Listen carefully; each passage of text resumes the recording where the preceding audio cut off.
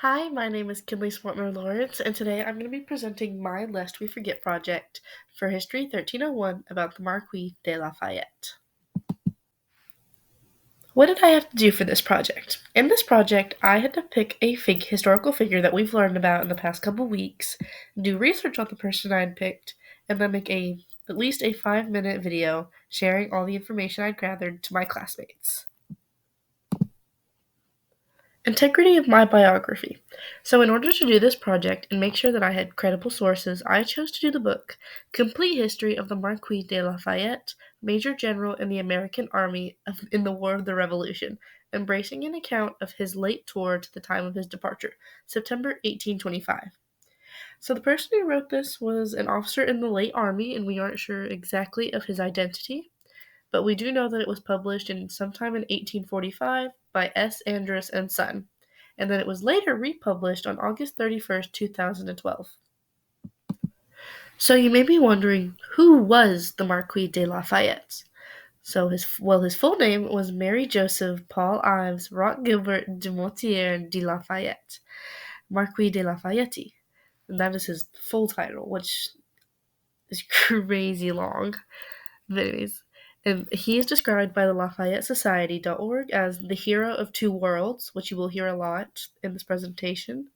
And about Lafayette EDU describes him as revolutionary or a statesman. Why was he controversial? Well, to France, he was seen as more of an American hero than a French one, and they weren't a fan of that.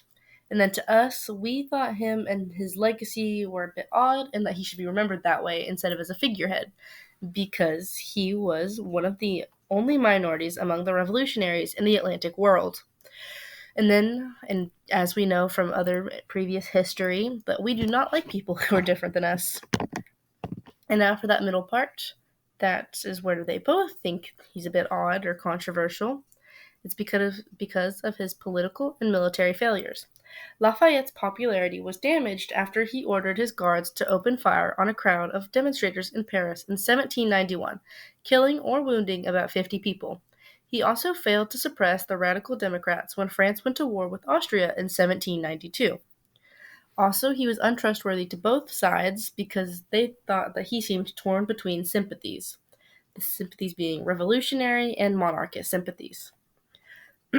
Also, he was exiled between the years 1792 to 1800. After storming Bastille, he fled to the Austrian Netherlands to avoid the radical factions who had taken power and begun the Reign of Terror.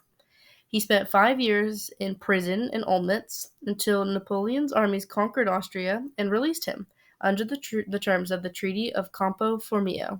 He then spent 2 years in exile in Holland before returning to France in 1799. And unfortunately, when he arrived back at the French border, he was turned back as an exile and then stayed in Vienna, Netherlands, until Napoleon restored his citizenship and removed his name from the émigrés list in 1800.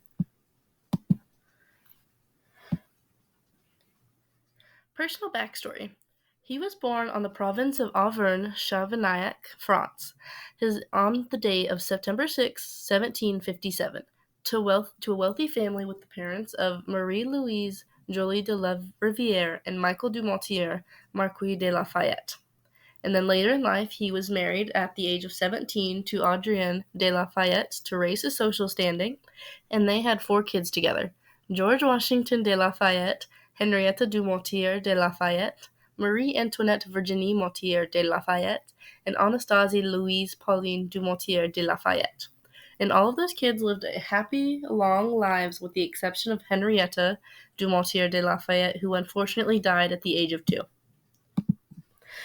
Early life. He was orphaned at a young age because his father died in the 7-Year War in 1759, and his mother and grandfather died in 1770, which left him alone and inheriting a large fortune, a castle, and the Marquis name. In 1772, at the age of 15, he was enrolled in the Mousquetaires, or what we would call the Musketeers. And what the Musketeers was basically a small group that helped protect the Queen at the time before it was disbanded a couple of years later. And at the age of 16, he married 14-year-old Adriana de Noailles in 1774 because of a prior agreement between their parents that would help boost social standing. At the age of 19, he then went to offer his services to the Continental Army during the Revolution after pulling his papers from the French army because he wanted to go work with George Washington. As for the Battle of Brandywine, he was about 20 when it first happened, and he displayed great courage under fire by leading a well-organized retreat after being shot in the calf. This was his first ever time in action, and he was commissioned as a major general in the Continental Army in 1777 afterwards. After recovering from his wound, he was given command of a division of troops. As for the Battle of Baron Hill, he helped outmaneuver the British, with Lafayette's 2,200 person force encountering a 6,000 British soldiers led by General William Howe. He had to figure out a problem to get around this. So he ended up tricking the British by pretending to have more soldiers than he did, and then he organized a successful retreat. Earlier, he's often called the hero of two worlds since he helped out so much with both the Americans and the French. So his involvement during the American Revolution was because he joined the Continental Army under George Washington. He fought in several battles like Brandywine, Rhode Island, Baron Hill, Monmouth, and Yorktown. He was wounded in the leg at Brandywine, but led a successful retreat. At Yorktown, he commanded a division of troops that helped force British General Cornwallis to surrender. He also helped secure French support for the war.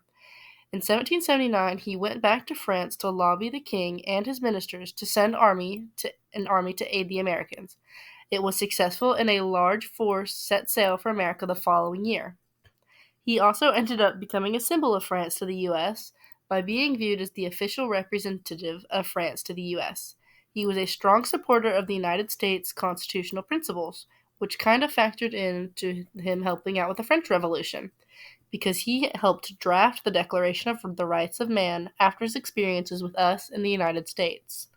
He also became the commander of the National Guard, and the National Guard is a militia of citizen soldiers. He ended up trying to balance the interests of the monarchy and the revolutionaries while being the commander. Sorry, excuse me.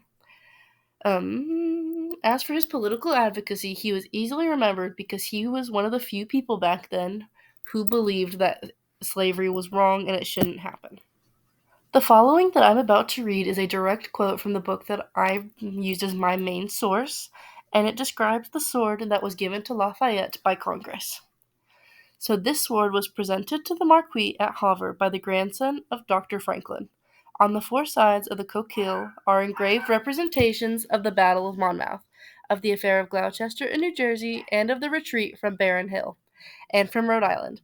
On one side of the handle, the Marquis is represented as wounding the British lion, and on the other as receiving a branch of laurel from America, under the form of a female whose chains are broken. The pommel is, on one side, ornamented with the arms of Lafayette, and on the other with an emblem of America, represented by a crescent enlightening a half-civilized and half-cultivated country. On this part of the sword is also a figure of Fame, bearing the arms of France, and a representation vessel in which he first came to America. The bow of the hilt bears the following inscription: presented by Congress to M. L. Le Marquis de Lafayette.